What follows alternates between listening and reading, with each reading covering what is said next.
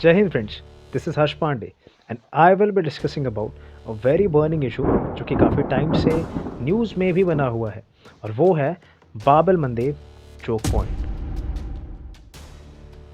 Friends, आप अभी map पर लेबनान को देख सकते हैं। एक्चुअली जब 7 अक्टूबर को इसराइल हमास वॉर स्टार्ट हुआ तब ऑलमोस्ट हर किसी को ये डर लगा कि शायद लेबनान बेस्ड शिया मिलिटिया भी कहीं सेकेंड फ्रंट से वॉर ना ओपन कर दे।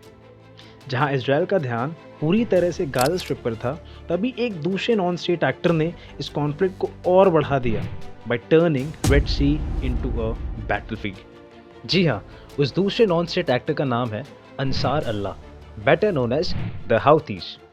ये एक शिया इस्लामिस्ट पॉलिटिकल और मिलिट्री ऑर्गेनाइजेशन है जो कि लेट 1990s में यमन नाम के एक देश में इमर्ज हुआ। हम इसके ज़्यादा नेटिग्रिटी में ना जाते हुए अब आगे बढ़ते हैं।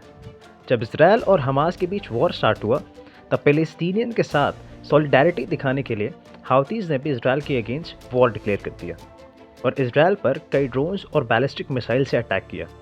हालांकि हाउथीज द्वारा किए गए सारे अटैक्स को यूएस वॉरशिप्स और इजरायली डिफेंस मिसाइल ने मार गिराया। लगे हाथ मैं आपको ये भी बता दूं कि हाउथीज को ईरान से भी काफ़ी ज़्यादा सपोर्ट मिलता है। इसके बाद लेट नवंबर में हाउथीज हुआ directly back by the Iran, they change their tactics और उन्होंने बदलाव ये किया कि इसराइल को टारगेट करने के बजाय वो रेड सी से होकर गुजरने वाले सारे कमर्शियल शिप्स के ऊपर अटैक करेंगे। हालांकि शुरुआत में हाउथीज ने कहा कि वे केवल इजरायली कमर्शियल शिप्स को ही टारगेट करेंगे, लेकिन लेटर ऑन दे सेड कि नहीं, अब हम सारे ही शिप्स को टारगेट करेंगे, डजेंट मैटर किसी भी देश की हो। एम्ब्रे एनालिटिक्स के अनुसार 19 नवंबर और 18 दिसंबर के बीच there were around 37 incidents involving tankers, जिसमें ज़्यादातर इंसिडेंसेस बाबल मंदेब के आसपास देखने को मिले। इसके बाद 23 दिसंबर को एमवी चेम प्लूटो नाम के एक शिप पर, जिसमें 20 इंडियन क्रू मेंबर्स भी थे, इस पर ड्रोन अटैक देखने को मिलता है।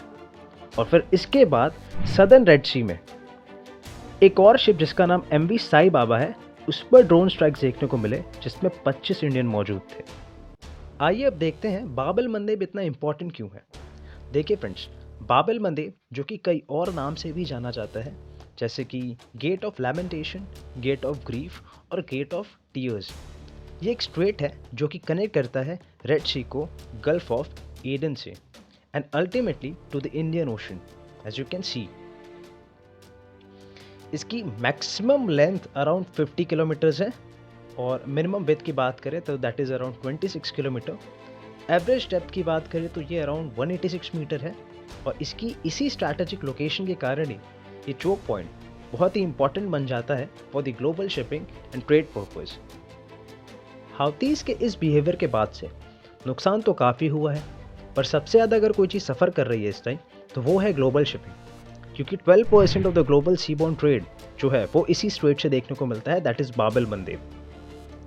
डेटा पर नज़र डालें तो रेड सी से होकर जाने वाली शिपिंग ट्रैफिक में ऑलमोस्ट 35% गिरावट देखने को मिला है, जिसके कारण शिपिंग और इंश्योरेंस कॉस्ट भी बढ़ रहे हैं। और तो और इस अटैक के बाद से कई सिक्योरिटीज़ कंसर्न भी खड़े हो गए, जिसके कारण से शिपिंग कंपनियां जो हैं ट्रैफिक को अफ्रीका के अराउंड रीरूट कर रही हैं। ये करने का ऑप्शन तो था but it is not sustainable in the long run, क्योंकि अगर एक राउंड ट्रिप करने में किसी शिप को रेड सी के थ्रू अगर 34 डेज लगते हैं तो वही करने के लिए 43 डेज लग जाएंगे अगर शिप्स केप रूट को फॉलो करें तो, which will of course increase the transportation cost as well और अल्टीमेटली ग्लोबल इकोनॉमी को इन्फ्लेशन का भी सामना करना पड़ सकता है। अब इसके बाद आगे क्या होगा ये अपने आप में देखने वाली बात होगी। यूएस का क्या रिस्पॉन्स होगा, इसराइल का क्या रिस्पॉन्स होगा, हमारी इंडियन गवर्नमेंट का क्या स्टांस है इसके ऊपर, सो ये हम अब आगे देखेंगे। सो फ्रेंड्स, वीडियो अच्छा लगा हो तो लाइक करें, सब्सक्राइब करें और शेयर करें and thank you very much for watching.